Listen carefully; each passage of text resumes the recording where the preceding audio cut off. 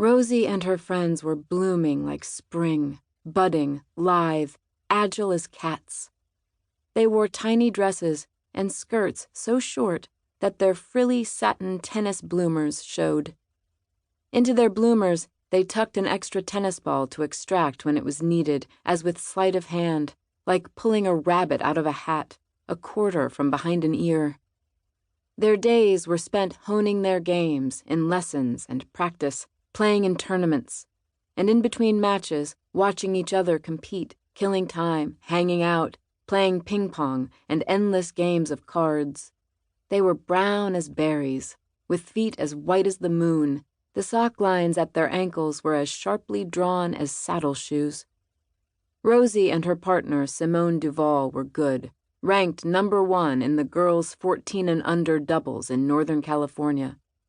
Cocky and devoted, they loved to be watched by almost everyone but their parents, loved to be watched by other kids, by their pros, by the other kids' pros, and by members of the clubs at which they played, the weekend duffers who'd look at Rosie Ferguson, 13 years old and 70 wiry pounds, hitting the ball as hard as almost any man they knew, thick black curls whipping, Siamese blue eyes steely, impassive, 20 bullets in a row, over the net and in, frowning almost imperceptibly if she missed.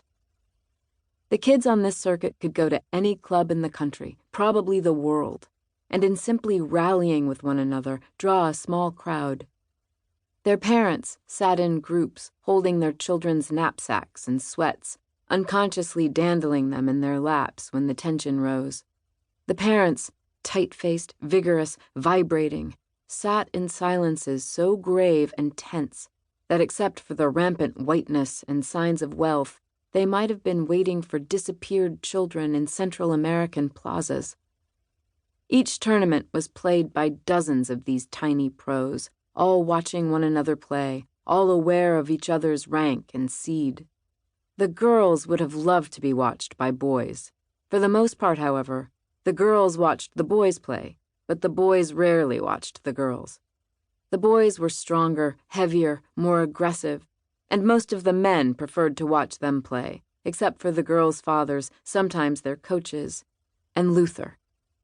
There was a man named Luther who had started following the girls from tournament to tournament last year, arriving in Sacramento or Palo Alto or Berkeley or Stockton, wherever that week's tournament was. Luther came by bus with no suitcase, no gym bag, no nothing. He looked like one of the men who stood by the side of the road at intersections, holding up a sign saying they were hungry and homeless, had babies or AIDS, would work for food. One day in Modesto, he just showed up and started watching some of the girls play. It quickly became clear that he had favorites, and that Rosie Ferguson was one of them. People guessed that Luther was in his late 40s, although he could have been much older or younger. He was white, but sometimes dirty, and big, with rounded shoulders and a close crew cut.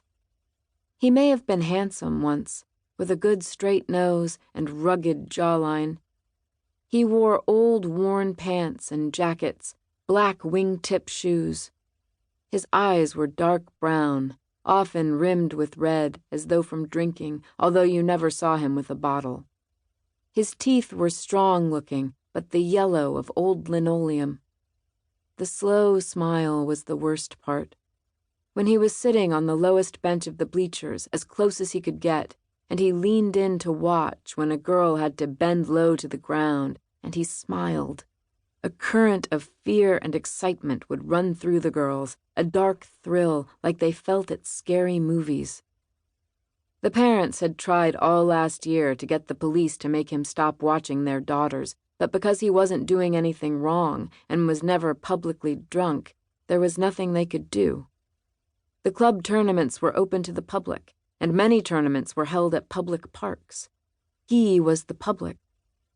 He didn't push his luck either, didn't walk or hitch rides to the lonely satellite courts where overflow matches were often played, junior college courts or cracked, dilapidated public courts with metal nets.